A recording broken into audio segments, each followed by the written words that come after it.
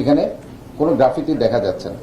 তো এখানে আমি কোনো এই ধরনের ইনস্ট্রাকশন কখনো কোনো সময় যে এই গ্রাফিতিগুলো উঠানোর জন্য কিংবা মুছে ফেলার জন্য এই ধরনের কোনো ইনস্ট্রাকশন আমি এখনো পর্যন্ত কখনো আমি দিনে এবং দিব না। কারণ জুলাই আগস্টের চেতনা আমি ধারণ করি, কারণ আমি গত 17 বছর ধরে, আপনারা জানেন 18 বছর ধরে আমি মাঠে আন্দোলনে আছি।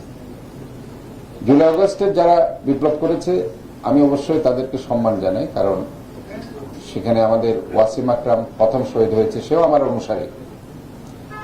সে যেদিন 16 জুলাই আমার এখনো মনে পড়ছে, মুরাদপুরে যাচ্ছে, আমার সাথে কথা বলে গিয়েছে। এর সাথে আরো 3 জন ছিল। 3 জন থেকে সে হঠাৎ করে একা হয়ে গিয়ে সামনে যাচ্ছিল, ওই সামনে গিয়ে সে গুলিটা খেল।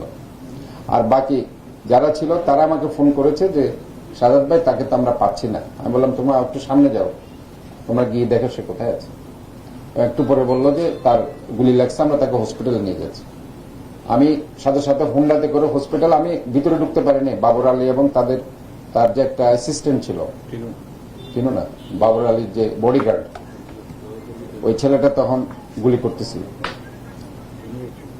তিনি তো ভিন্ন, আমি বলি না, তোমরা তো, আমি তো স্পটে গেছি। বাবর আলীর সাথে, বাবর আলীর বডিগার্ড নামটাকে আমি ভুলে গেছি, ওই ছেলেটার সাথে এই কাজগুলো করতেছিল এবং ওই তিনুরা পরে ওই দিক থেকে মিছিল নিয়ে আসে। তা আমি এই জিনিসটা কেন বলছি, এগুলো আমরা প্র্যাকটিক্যালি এই জিনিসগুলো দেখেছি, আমরা ফেস করেছি।